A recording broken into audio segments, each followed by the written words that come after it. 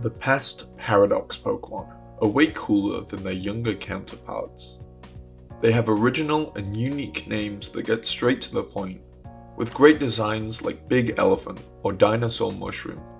Past Paradox Pokémon also have the better ability of the two, as they can make use of the much more widespread sun weather mechanic through great setters like Torkoal. Fluttermane is by far the best Paradox Pokémon outside of the two box art legends. It has a monstrous combined special and blistering speed. Like Iron Bundle, any ability I would give to it would still keep it overpowered. My first thought for this Spectre would be to give it Levitate, but that's already Misdreavus' ability, so I wanted to give it something else. I settled on Misty Terrain.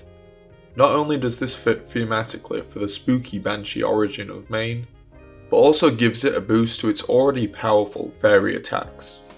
Great Tusk is maybe one of the best designed Pokémon ever, and answers the question that bigger is always better.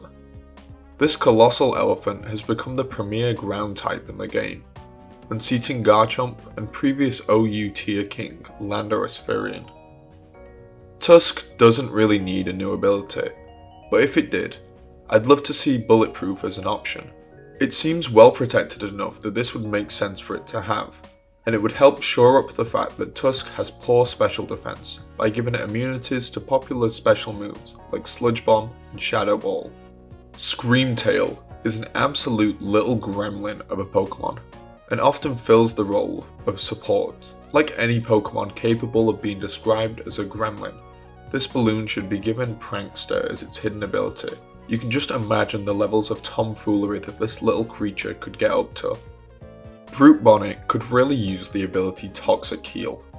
This change works as it references the poison typing of its contemporary version, as well as fellow fungi Breloom. It would also be great for Bonnet in battle, making this slow bulky attacker much more viable with a great form of passive recovery, shown off recently by Gliscor's brief return to the game. Whilst I originally wanted to keep all the Paradoxes having different abilities from their contemporaries, Sandy Shocks is too good of an opportunity to pass up, and should really have the ability Magnet Pull, similar to Magneton. This ability is one of the best in the game, and we've never seen it before in a Pokemon that has super effective stab against steel types like Shocks does, so I think it would do wonders for its viability, especially with its other stab hitting the ground immune flyers for double damage. Slitherwing was perhaps the most difficult Pokemon to categorize, but I went with Tinted Lens as its option. This is similar to other buggy Pokemon like Venomoth or Yanmega, and would allow for it to better operate in its role as a wall breaker, especially with a strong stab first impression that now doesn't need to worry about resistances. Roaring Moon has many different abilities that I think could work. Both of Salamancer's abilities, Moxie and Intimidate, would fit very well, but I also think that Sheer Force and Strong Jaw would be good picks. I eventually went with Sheer Force, as it has more variety in the moves it can be boosted. Walking Wake has no abilities that immediately jump out as fitting.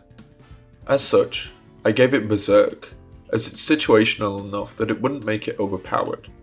Thematically, I think it works quite well as a contrast to Suicune's Serenity, with this angry Velociraptor of a Pokemon clashing against its graceful contemporary. Raging Bolt is an absolute no-brainer. It should have the ability Long Reach.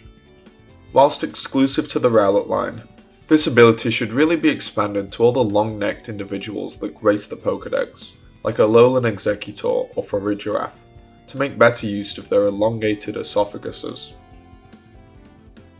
If you enjoyed this video, please consider liking or subscribing.